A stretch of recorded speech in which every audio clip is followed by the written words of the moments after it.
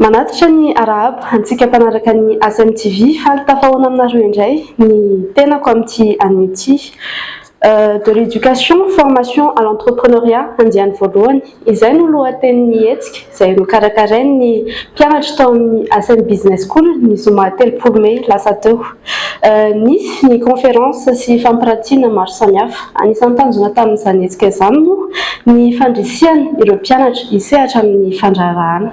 Arao ary ny fanadihadiana iarahana amin'ny sarin'ny Safidy Rasoa Marimaka sy Tsilavina Andrianiana. Totosa soamantsara ny zoma fatelopolo Mey lasa teo tao amin'ny immeuble ASM Akadivato nandehan'ny voalohany tamin'ny hetsika de l'éducation, formation à l'entrepreneuriat. Anisan'ny tanjona tamin'izany ny fanosehana ireo mpianatra anangana tetika asa sy hisehatra amin'ny fandraharana. Fanantenako mahita ny zava-bitandreo tanora izay ataoko hoe mbola tanora mbola eritreritany tokoa nefa navita présentation na zavatra farak'izay tsara amin'ny tamin'ny tapamaraina teny misy ekipa anankiroa zany tao anatin'ilay izy izay samy nampiseho amin'ny vokatry ny zava-bitany. Raha ty amin'ny conseil kely an'ireo tanora eo ako dia ao anatin'ilay tontolo fandraharana zany eo concurrence, eo l'échec izay tsy maintsy andanovana fa mila foana zany manana persévérance ao anatin'ilay izy.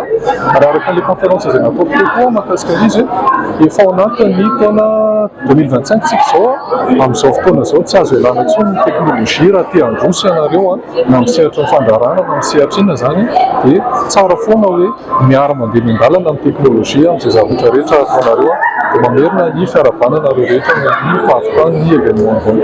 Tafiditra tao anatin'ny fandaharam-potoana ny fampahafantaran'ireo mpianatra tsirairay tetikasany. Nisy ihany koa ny fampirantiana ireo vokatra maro samihafa izay azon'ireo nitsidika ny hetsika nojifaina avy hatrany.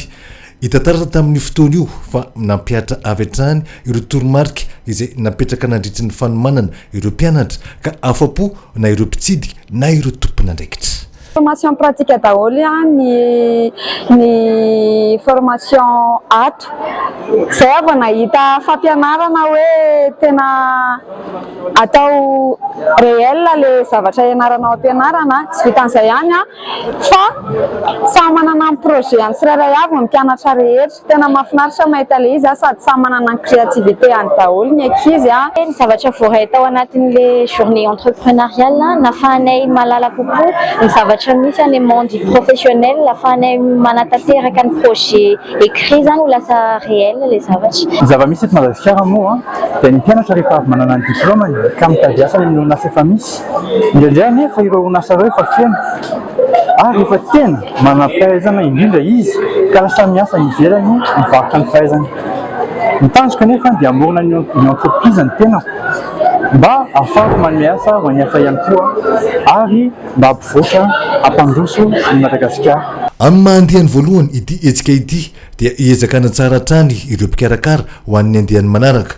Ho famarana ny taom-pianarana dia iroso amin'ny soutenance afaka fotoana fo ireo mpianatra ao amin'ny taona fahatelo amin'ny fiofanana lisansy. Ity hetsika ity moa zany nataon'ny ASM Business School eto Ankadivato mba ahafahan'ireo mpianatra mamoaka ny asa vitany nandritra ny herintaona. Dia natao koa izy ity mba ahafahany mamoaka ireo tetikasa zay karakarainy sy volavolainy. ASM Business School moa zany dia miezaka amin'ny maha école de business zay mitady ny endriny vaovao amin'ny lafiny fampianarana. Mpamaraparanana ny taom-pianarana ka ny hetsika manaraka dia hiditra amin'ny soutenance amin'ireo mpianatra L3 indray izahay. Mariana fa efa misokatra ny fisoratana anarana ho an'ny taom-pianarana 524 eny amin'ny 24 ho an'ireo izay maniry anaraka fiofanana ao amin'ny ASM Business School Akadivato. Mbola isy moa ny andiany manaraka amin'ny hetsika iny fa manentana anao hatrany anaraka tsy tapaka ny page Facebook sy YouTube ny ASMTV. Mandra-piona tompoko.